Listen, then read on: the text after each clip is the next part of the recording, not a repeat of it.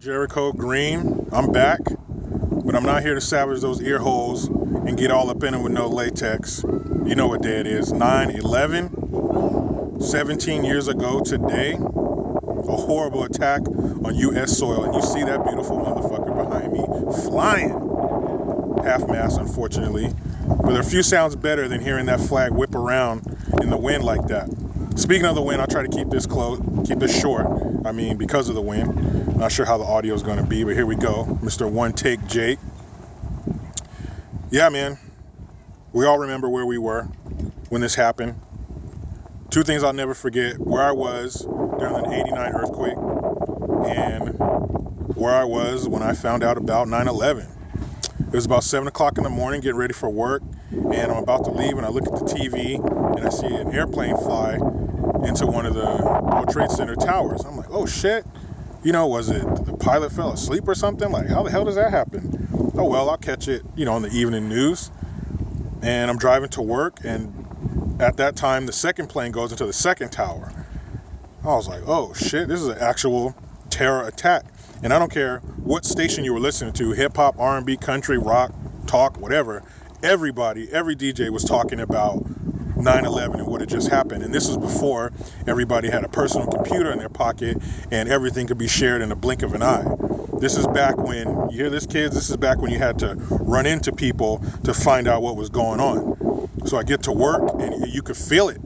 You could feel that something was going on. Like if you're going to somebody's house and somebody died there, you just feel it in the air. You felt that something was wrong. People were just in groups talking to each other. I remember driving past this liquor store and there were people spilling out of the doorway because everybody was trying to squeeze in there and look at the TV and see what was going on. So I hadn't seen the second tower go down, or the second plane crash into the second tower. So I go into this liquor store and we're looking at the TV and everybody was just silent, mouths open, jaws on the floor. People could not believe that such a thing was happening. And for days it was just on a reel, continuous, just footage of that. I remember MTV, this is back when they played music videos, celebrities calling in and people just crying, and it was all consuming. We just could not believe that this happened. And images of the firefighters coming out of the rubble, the huge cloud of dust, people's faces covered in dust and powder from the buildings going down, and papers flying in the air, and people jumping out of towers rather than burned to death. There was just some unreal shit that you can't unsee and you won't forget, and we shouldn't forget. You know what I mean? And people who say, oh, we shouldn't be fighting, blah, blah, blah. Well, if we don't, shit like that's going to happen again, period. And it was just unreal. Surreal is the only way you could describe that. So after that feeling of the initial shock of seeing what happened, it was time to fuck somebody up. And that's what we did. We went over to Afghanistan and we put our military's boots as far up their ass as we could. My brother was in the Air Force, still is. And he'd send me pictures of, them writing notes on the bombs, like, here come your 72 virgins and shit like that. You know what I mean? Like, everybody was in it, and it was a good feeling in society because we were all together.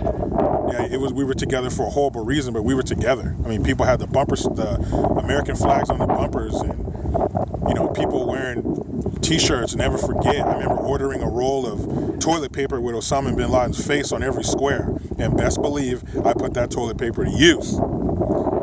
But it was a good feeling, and we need that feeling again. Hopefully we don't get it through a tragedy like this, but we need that feeling of togetherness. We're all on the same side. We're all against the same thing. But yeah, man, it's been 17 years since 9/11, and shit was just crazy, man. I'll never forget that. Hopefully something like that will never happen in our country again. But it's the day to remember, you guys. Think back to what you were doing, where you were. A lot of people were kids. I remember working with some people and I asked them about it, and they were in like 5th grade when 9/11 happened. So they don't have the same viewpoint. They're kind of on the outside looking in as little kids watching adults, deal with what the fuck was going on. Some wild shit, y'all. Terror attack, 9/11. I can't believe it's been 17 years. And we're still over there. Granted, I don't think we should be. I think our rules of engagement should change so we can go ahead and fuck those people up and get up out of there, completely out of that entire region. There's nothing we can do over there. They're fighting over some religious shit. We can't shake that. But yeah, man, sad day. 17 years ago, 9/11. Don't worry, the left is going to say or do something stupid today. I'll be back.